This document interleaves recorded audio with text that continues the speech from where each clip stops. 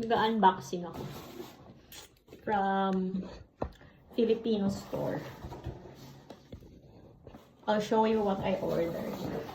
Actually, inopen ko na siya kasi merong isang item na need i-frozen. So ito, ano to, may maihanda mo lang kami sa Pasko.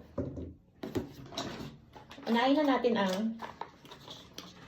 our Filipino spaghetti sauce. Favorite ng mga babies.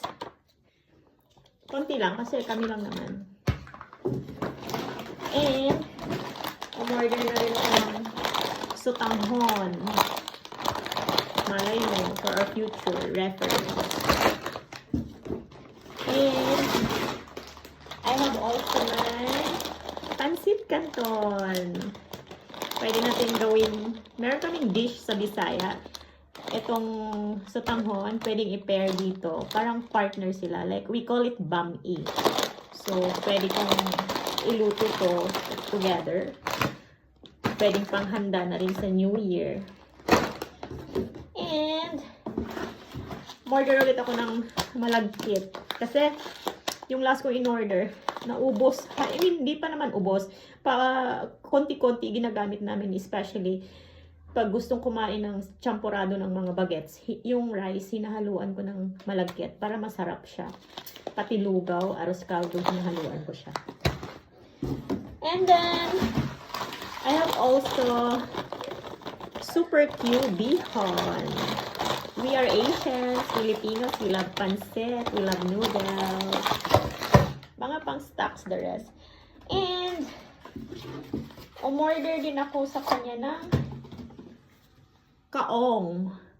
Panghalo ko sa fruit salad ko. Kompleto ng ating fruit salad. May buko ako last time na in-order. And, oh! May pa-freebie si sis. Binigyan niya ako ng sisig na pang mix.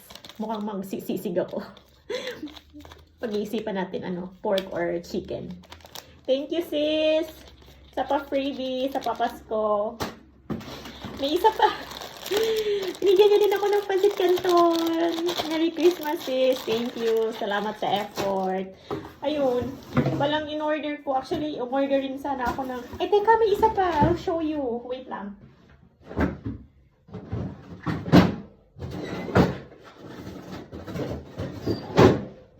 Ito. Siomai wrapper. I mean, pwede naman gumawa. Pero dahil may dalawa nga akong boys, busy, hectic ang schedule. Umorder ako sa kanya. Gagawa akong siomai, pang stock din namin. Yan. Frozen. Kaya, binilagay ko agad sa ref. So, all in all, yung in-order ko,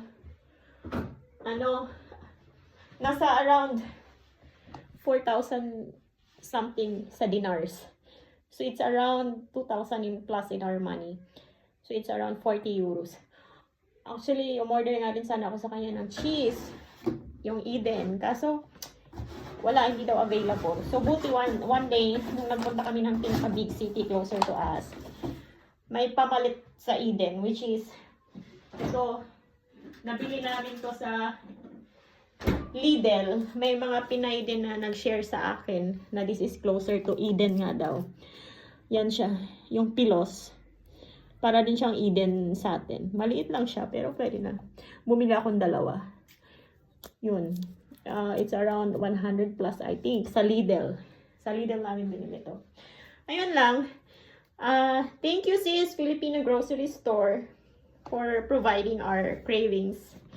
At least, minsan makakain ng masarap sa Pasko at sa New Year. Ciao!